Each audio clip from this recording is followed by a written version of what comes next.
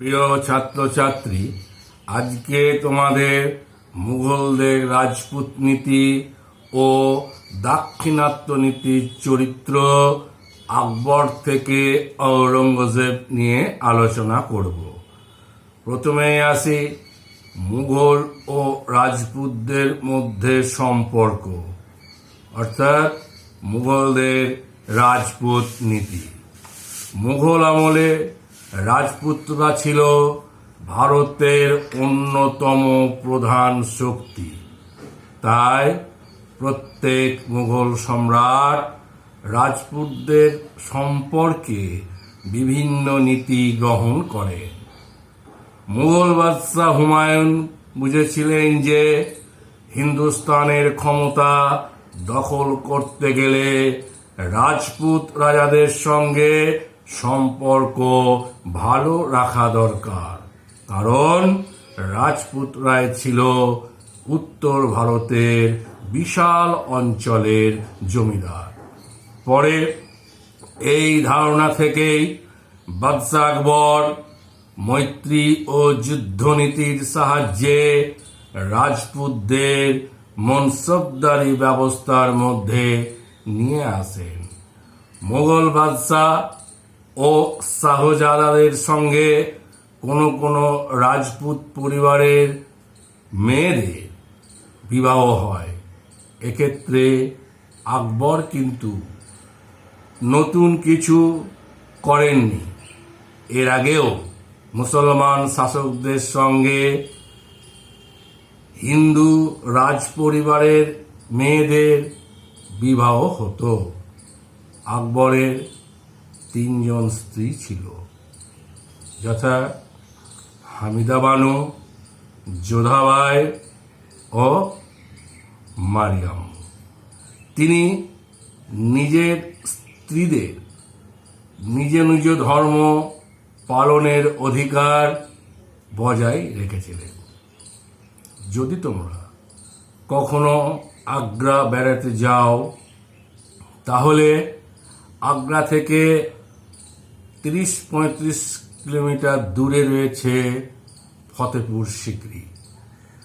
সেই ফতেপুর সিকরিতে তোমরা যখন দেখবে, সেখানে দেখতে পাবে আকবরের যে 3 জন স্ত্রী ছিল, হামিদা বানু, তিনি যেখানে থাকতেন তার সামনে মসজিদ। মারিয়াম যেখানে থাকতেন তার সামনে গির্জা, আর যোধাবাই যেখানে থাকতেন তার সামনে মন্দির। এইভাবে তিনি তার স্ত্রীদের নিজের নিজের ধর্ম পালন অধিকার বজায় রেখেছিলেন। তিনি হিন্দুদের উপর থেকে তীর্থকর ও জিজিয়া কর তুলে নেন। যুদ্ধবন্দীদের জোর করে ইসলাম ধর্ম গ্রহণে বাধ্য করা তিনি নিষিদ্ধ করেন। এতে কি হলো, সাম্রাজ্যের যারা অমুসলিম প্রজারা ছিল তারা খুশি হলো। তবে মেওয়ারের রানা প্রতাপ সিংহ আকবরের অধীনতা স্বীকার করেননি। আকবরের এই নীতির ফলে মুঘলরা বীর রাজপুত যোদ্ধাদের পাশে পেয়ে যায়। রাজপুতরাও ওয়াতন, অর্থাৎ নিজের ভিটে বা এলাকা বা স্বদেশের বাইরে মুঘল সাম্রাজ্যের সর্বত্র সুনামের সঙ্গে কাজ করার ও বীরত্ব দেখানোর সুযোগ পায়। মুঘল বাদশাহের সার্বভৌম ক্ষমতা স্বীকার করে নিলে রাজপুতরা ওয়াতনের ওপর অধিকার বজায় রাখতে পারত। তবে কোনো রাজপুত রাজ্যে উত্তরাধিকার নিয়ে যদি কখনো গোলমাল হতো, তখন মুঘলরা সেই রাজ্যটাকে সাময়িকভাবে পুরোপুরি নিজেদের হাতে নিয়ে নিত। তারপর মুঘল বাদশাহের ইচ্ছা অনুযায়ী গদিতে নতুন শাসক বসাত। খ্রিস্টীয় সপ্তদশ শতকে জাহাঙ্গীর ও শাহজাহানের আকবর যে রাজপুত নীতি নিয়েছিলেন তারা সেগুলিকে অনুসরণ করেন। জাহাঙ্গীরের আমলে মেওয়ারে মুঘলদের কর্তৃত্ব প্রতিষ্ঠা হয়। রানা প্রতাপের ছেলে অমর সিংহ উঁচু মনসব পান।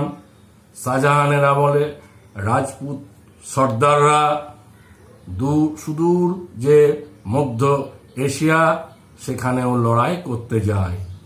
এই আমলেও রাজপুতদের উঁচু পদ দেওয়া হতো। ঔরঙ্গজেবের সময়ে সবচেয়ে বেশি সংখ্যায় রাজপুতরা মুঘল মনসবদারি যে ব্যবস্থা তার মধ্যে আসে।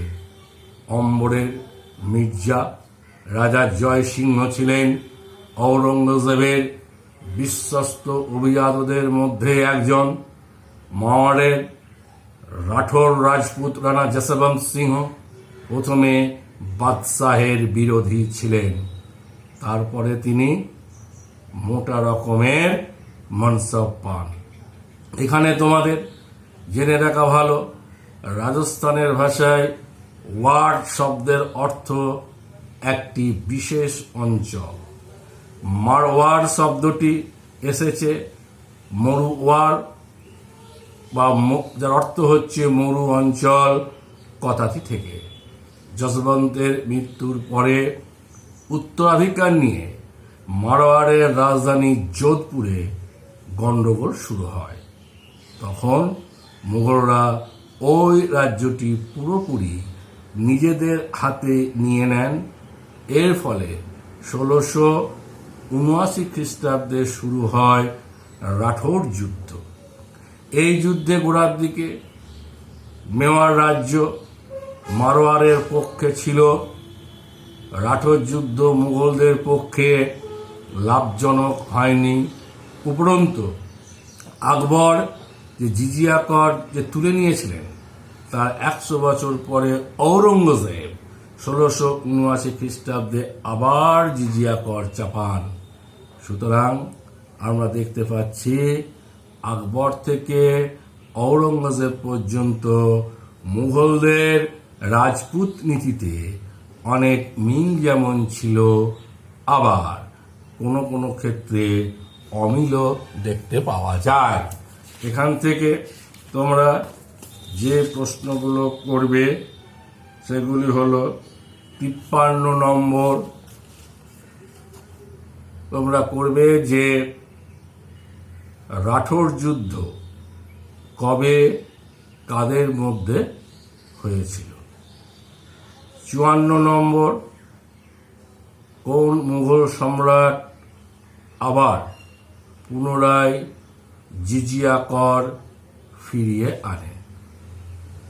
55 নম্বর মারওয়ারের রাজধানী কোথায় ছিল।